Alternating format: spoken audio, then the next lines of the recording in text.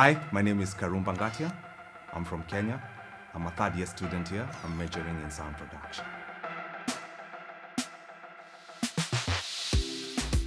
The production was a technical one. I was doing a video game. So I was doing the sound design for a video game. This game is a game that was launched end of last year in November in Kenya. And it's grown pretty big. It has over 10,000 downloads in the East African market. So the game had this nice music, but the design for the game was extremely basic. So, and because I loved the game myself, I decided why not embrace this as a challenge for my creative project. So the challenge that I faced first was, this was new territory. I'm not a gamer myself, and even if I'm a gamer, I play these simple games like Candy Crush and now this wheel pop game. So it was new territory for me, and that was exciting for me because I've done music production, I've done adverts, I've done TV shows, documentaries. So I wanted a whole new challenge for me. So this one was very appealing for me. So the challenge was, it was an extremely virgin territory for me. That's what was exciting about it.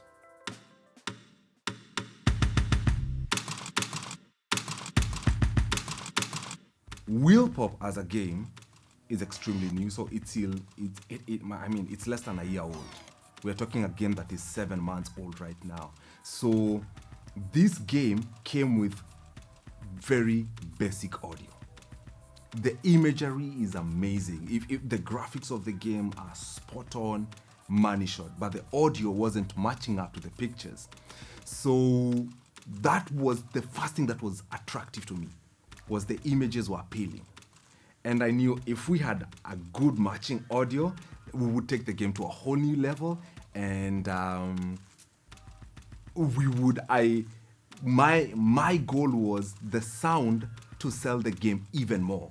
So with this in play, the pitch was the basicness of the game, and my production was the amazingness of the sound design that we eventually presented to the client. So it's a money shot. It's a money shot, and I'm very proud of it. Yeah.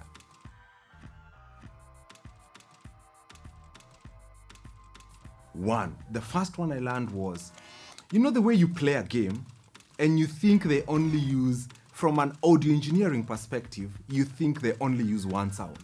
So for example, you're playing, let's say, a military game. Okay? So when that guy walks on sand, you think he's only using one step. Like you're only repeating one whoosh, whoosh, whoosh, whoosh, whoosh on sound. But when I was researching for the game, I realized for the game to work, the people who do the sound design for a game, they need about 10 sounds of someone stepping on sand, and then the game will randomly pick a sound so that when the guy walks on the sand, it's as if he's whoosh, whoosh, whoosh, whoosh, whoosh. So it randomly picks different sounds. So the same with this game. So since the numbers are falling into the hole, the wheel pop game, the numbers are falling in, every pop needs to be like, so it sounds as if they are all the same. But when we record them, we intonate a little bit, so it's like.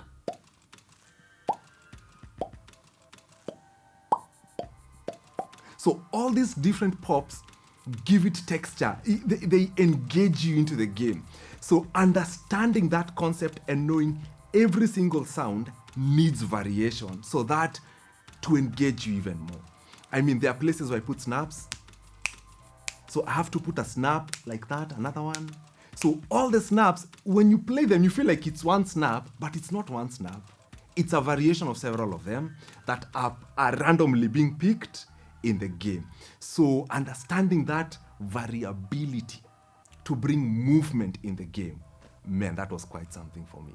And once I grasped that concept, I understood the workload would triple or quadruple, but I knew that is what would give me an ace sound in this game. Yeah.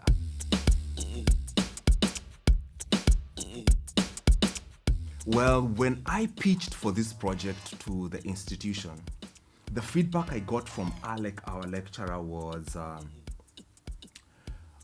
on top of all the sound design that you're going to do, you need to factor in the music for the game also. So the goal was to create several compositions for different pages, because every game has different pages. There is a landing page, there is the game page, there is the pause page, there is the points page. So this game has 7 different pages. And so some pages can share some composition, and some pages have specific, like for example, the game page has a specific composition for it. The landing page and the other pages have different compositions.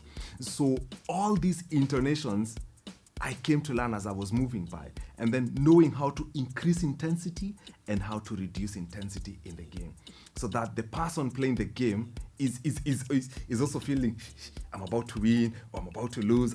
So man, it was quite technical for me, but I really embraced it. So that was one of the most challenging things that I learned when I was doing the composition for this game. Yeah.